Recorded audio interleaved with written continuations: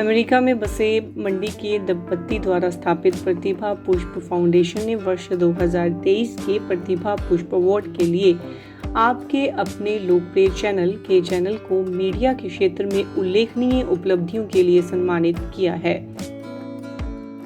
के चैनल के संस्थापक ने ये अवार्ड प्राप्त किया।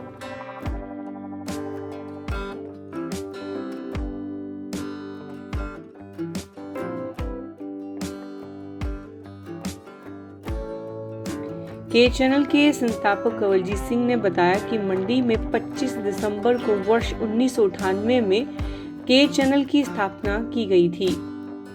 उन्होंने कहा कि के चैनल का विचार उनके पिताजी सरदार अवतार सिंह की देन है। उन्होंने सिर्फ उस विचार को साकार करने का प्रयास मात्र किया है। उन्होंने प्रतिभा पुष्प फाउंडेशन के संस्थापक व अन्य सदस्यों का भी आभार व्यक्त किया। शुक्रिया अदा करना चाहूँगा और प्रतिभा पुष्प फाउंडेशन के तमाम सदस्यों का, जिन्होंने मुझे इस काबिल समझा कि मैं प्रतिभा पुष्प अवार्ड के लिए काबिल हूँ। अगर बात की जाए ये चैनल के बारे में, तो लेकिन एक बात कही तू करेगा कैसे, ये मेरे को नहीं पता, पर कर देगा ये मेरे को। तो मैं यहाँ तमाम व्यापारी वर्ग का और उन सभी तमाम लोगों का धन्यवाद करना चाहूंगा कि उन्होंने उस वक्त मेरा साथ दिया और आज मैं इस मुकाम पे। मंच कोई भी हो, एक नाम ऐसा है कि हर मंच पे मेरे को ये लेना बहुत अच्छा लगता है। अगर वो शख्स इस मेरी दुनिया में मेरे लाइफ में ना होता तो शायद आज मैं ये भी ना करता। वो नाम है श्री शरद मल्होत्रा जो यहाँ पे केवल कंवलजीत सिंह ने उनके साथ के चैनल के सफर पर एकजुट होकर साथ चलने वाले हर व्यक्ति का धन्यवाद व्यक्त किया है। वहीं इस मौके पर थिएटर के क्षेत्र में उत्कृष्ट उपलब्धि के लिए महेन वैद्य को भी सम्मानित किया गया।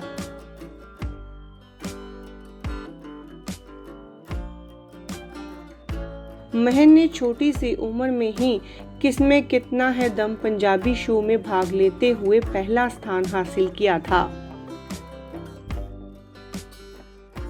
I would like to thank Mr. Pushpa and Mrs. Pratibha ji for giving me this wonderful opportunity. I was really very excited for today and extremely contented by receiving this award. तो अगर मैं शुरुआत करूं कि मेरी journey की, तो वो कैसे हुई? So I was like 5 or 7 years old. तब से मुझे एक्टिंग का बहुत शौक था because of my father, because वो भी एक्टिंग करते थे, तो मुझे काफ़ी ज़्यादा इंटरेस्ट उसमें आ गया। तो उन्होंने मुझे काफ़ी प्लेस वगैरह में पार्टिसिपेट करवाया। तो उसके चलते चलते जैसे मैं बड़ा हुआ तो आई वॉज लाइक, मुझे तो बहुत ज़्यादा था कि मुझे ये करनी है, लाइक पढ़ाई तो हो जाएगी साइड बाय साइड, बट मुझे इसमें कुछ ना कुछ परफॉर्म करना ही आगे। और फिर वो कहते हैं ना कि किसी चीज़ को सच्चे दिल से चाहो तो पूरी कायनात उससे तुमसे मिलाने में लग जाती है। तो मैंने उसमें इतना ज़्यादा टाइम दिया और पूरा फोकस कर दिया कि इस चीज़ को तो मैं जीत के रहूँगा। एंड फाइनली लुधियाना में मेरी परफॉर्मेंस थी और मैंने वहाँ पे 6 स्टेट्स के साथ परफॉर्म किया और उनके साथ आकर मैंने फाइनली उस पूरे रियलिटी शो को जीता और मैं वो सीज़न का विनर रहा था। तो और उसके बाद उसको करने के बाद मुझे और ज़्यादा जुनून और जज्बा और कॉन्फिडेंस काफ़ी आया कि मुझे आगे भी कुछ ना कुछ करना ही है। मंडी शहर के वृंदावनी में हिमाचल दर्शन फोटो गैलरी परिसर में स्थापित रेस्टोरेंट में हुए समारोह में कंवलजीत सिंह व महन वैद्य को यह अवार्ड दिए गए। ये अवार्ड अमेरिका से आए नन्हे अतिथि नील व नयन द्वारा प्रदान किए गए। अवार्ड समारोह में प्रतिभा व पुष्प कपूर खुद भी मौजूद रहे। आपको बता दें कि पुष्प प्रतिभा फाउंडेशन हर साल मंडी की प्रतिभाओं को इस अवार्ड से सम्मानित करता है। इस फाउंडेशन ने मंडी शहर के लिए पहला धुआं रहित शवदाह यंत्र भी प्रदान किया है, जो पिछले दिनों पूरी तरह से स्थापित हो गया है।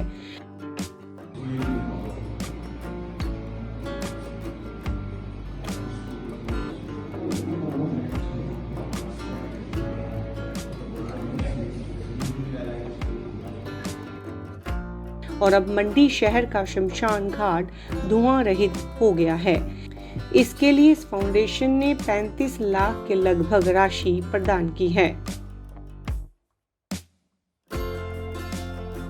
ब्यूरो रिपोर्ट, के चैनल, मंडी।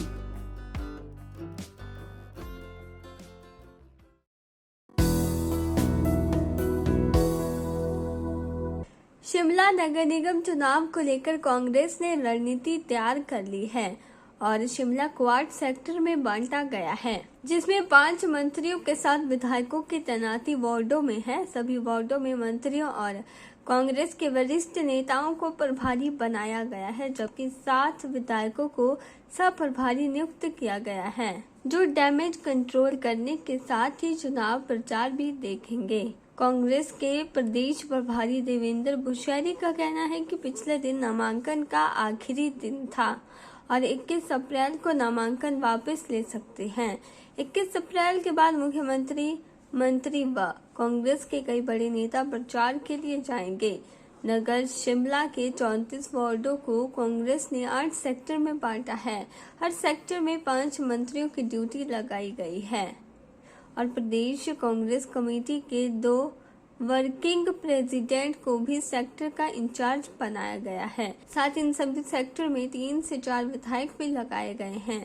उन्होंने कहा कि जिस तरह से प्रदेश की जनता ने कांग्रेस की सरकार बनाई है, तो ऐसे में कांग्रेस नगर निगम शिमला के चुनाव 2/3 बहुमत से जीतेंगे। प्रदेश में लोग हमेशा सरकार के साथ चलते हैं, इसलिए 4 मई को नगर निगम शिमला कांग्रेस की बनने वाली है। देखिए, प्रचार तो मैं समझता हूँ पिछले 2-3 दिन से चल रहा है हर वार्ड के अंदर, और पिछले दिन जो है वो नामांकन पत्र का आखिरी दिन था और आज स्क्रूटनी होनी है और 21 को विड्रॉल होना है।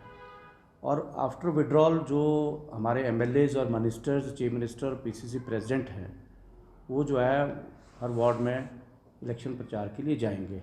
और हमने इसको 8 सेक्टर में 34 वार्ड को बांटा है और हर सेक्टर का जो इंचार्ज है उसमें हमने 5 मंत्रियों की ड्यूटियां उसमें लगाई है।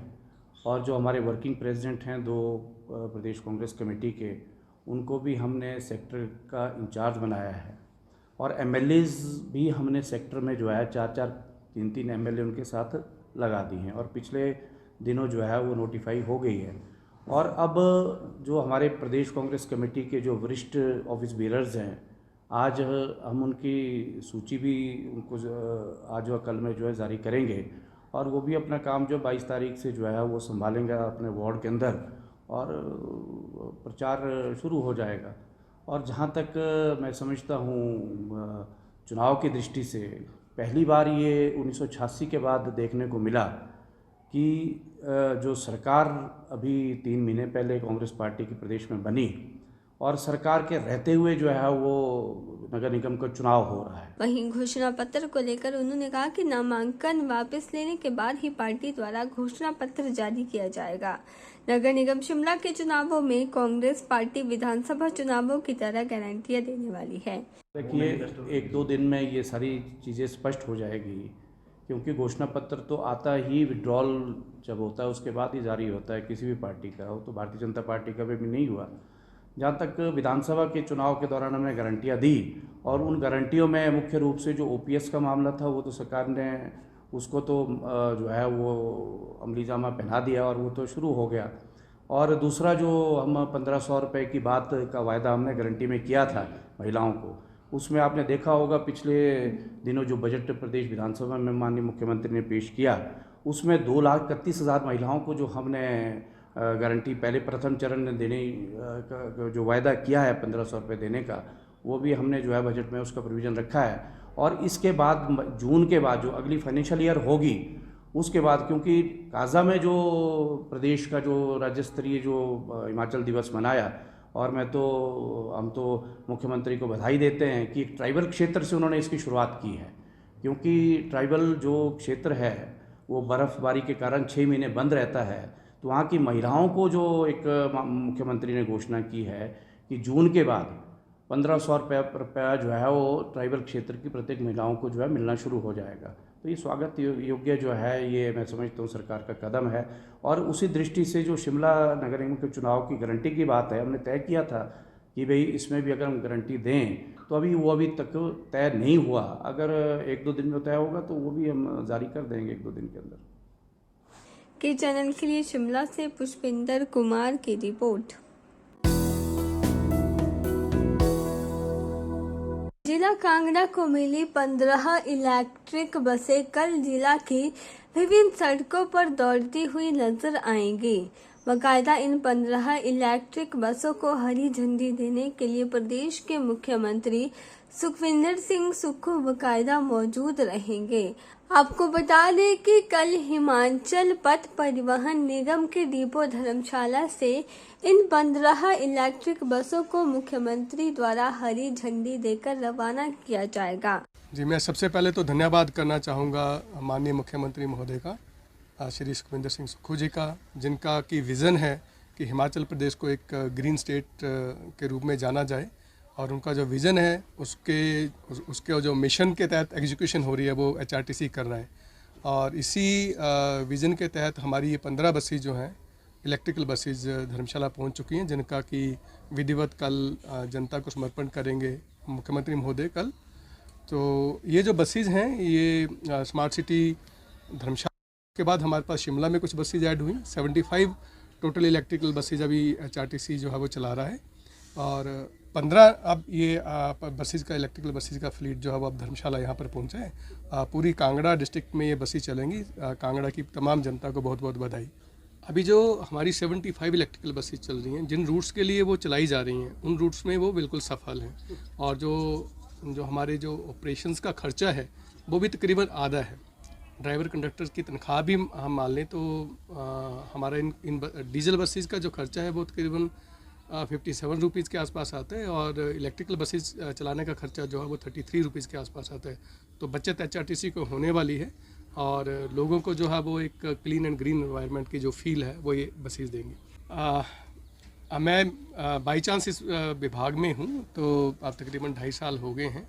और ये जो हमने कंसीव किया था इलेक्ट्रिकल बसेज का, ये लास्ट ईयर कंसीव किया था। और इसमें ये ठीक है कि मेरा इसमें बाई चांस सहयोग है, लेकिन मैं सबसे बड़ा जो इसमें कंट्रीब्यूशन मानता हूँ वो धर्मशाला स्मार्ट सिटी की है, जिन्होंने फ़ंड्स हमें उपलब्ध करवाए।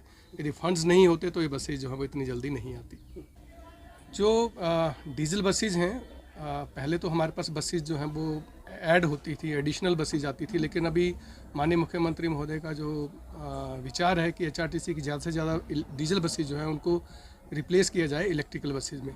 तो आजकल मार्केट में थोड़ा R&D चल रही है कि जो हमारी टेक्निकल स्पेसिफिकेशंस हैं HRTC की, उसके मुताबिक जो रूरल एरियाज़ में बसें चल सकती हैं, हिली एरियाज़ में बसें चल सकती हैं, लॉन्ग रेंज तक इलेक्ट्रिकल बसें चल सकती हैं, उनके ऊपर R&D चल रही है। यदि हमें हमारी डीजल की बसेज की रिप्लेसमेंट वाली इलेक्ट्रिकल बसेज मिलती हैं तो बहुत जल्दी उनको जो है वो HRTC ऐड ऑन करेगा।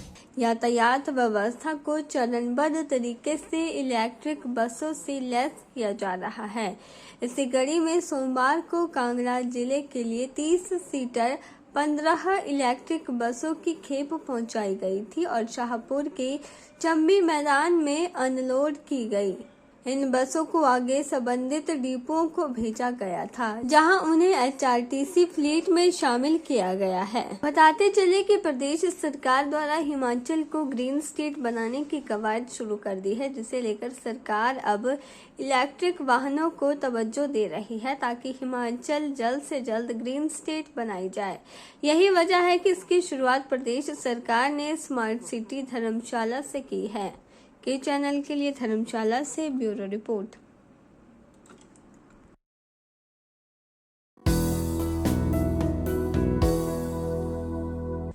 बुधवार को धर्मशाला में शुरू G20 शिखर सम्मेलन की शुरुआत हो गई।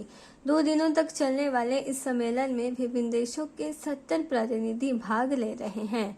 सम्मेलन में इसमें विज्ञान और प्रौद्योगिकी पर चर्चा शुरू हो गई है। इसमें भारत के ऊर्जा और कार्बन प्रतिबंध पर ध्यान केंद्रित किया जाएगा। बैठक में साक्ष्य आधारित वैज्ञानिक सलाह प्रदान करके नीतिगत विकल्पों को आगे बढ़ाने में मुख्य विज्ञान सलाहकारों की शासन के समग्र ढांचे में विशिष्ट भूमिका को भी देखा जाएगा। Offer to your side. Thank you.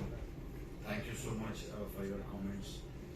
May I now begin the proceedings today with a keynote address by recycling initiatives among others. It's important to note that eco-innovation do not just focus on cutting costs, but also on creating value by providing better quality products with fewer inputs. Implementing eco-innovations offers numerous potentials to all of us. Although there are some challenges making transition from traditional approaches to sustainable ones, implementing such measures is a great opportunity for all of us to save capital investments, enhance competitive advantage, improve public image, and attract more customers. Through process production technology, storage and distribution, and utilization, as well as the economic and safety aspect, include infrastructure and technology. Our IIG meeting today, we are overwhelmed by the warm hospitality extended by India to the Indonesian delegation for the meeting here in Himachal. G20 सम्मेलन के अलग अलग सत्र होंगे। पहले सत्र के अंत में सभी देशों के डेलीगेट्स अपना अपना पक्ष रखेंगे। दूसरे सत्र में स्मार्ट ऊर्जा परिवर्तन, भंडार और प्रबंध में सदस्य देशों के बीच अनुसंधान और नवाचार सहयोग पर चर्चा की जाएगी। इसके साथ स्थायी ऊर्जा संक्रमण में संचालित अनुसंधान पर चर्चा की जाएगी। चौथे सत्र में कार्बन न्यूट्रल एनर्जी सोर्स और ग्रीन हाइड्रोजन में रिसर्च और इनोवेशन के लिए पॉलिसी फ्रेमवर्क पर चर्चा होगी। ये चैनल के लिए धर्मशाला से ब्यूरो रिपोर्ट।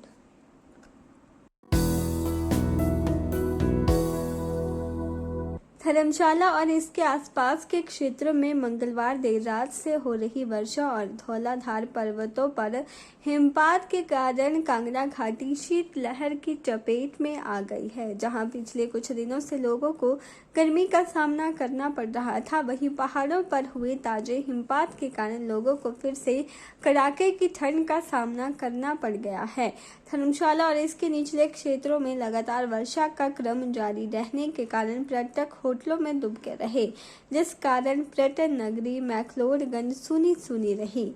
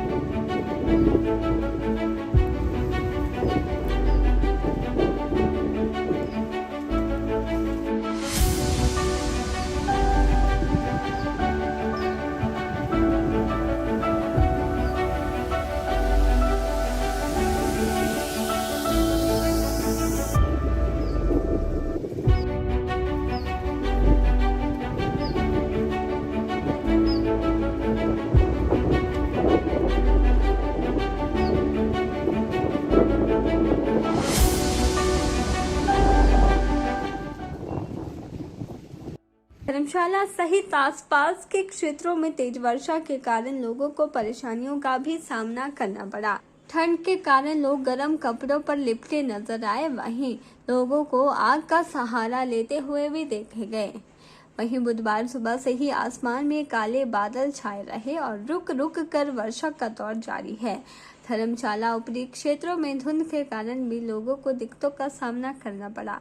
मौसम विभाग से मिली जानकारी के अनुसार अभी अगले 48 घंटों तक मौसम खराब बताया है, जिसमें तेज वर्षा के साथ पहाड़ों में भारी हिमपात की भी चेतावनी दी गई है। निचले क्षेत्रों में तेज हवाओं के कारण भी लोगों को दिक्कतों का सामना करना पड़ा, जबकि खेतों में लगी गेहूं की फसल जो पकने की कगार पर थी, उसे भी नुकसान पहुंचा है। की चैनल के लिए धर्मशाला से ब्यूरो रिपोर्ट।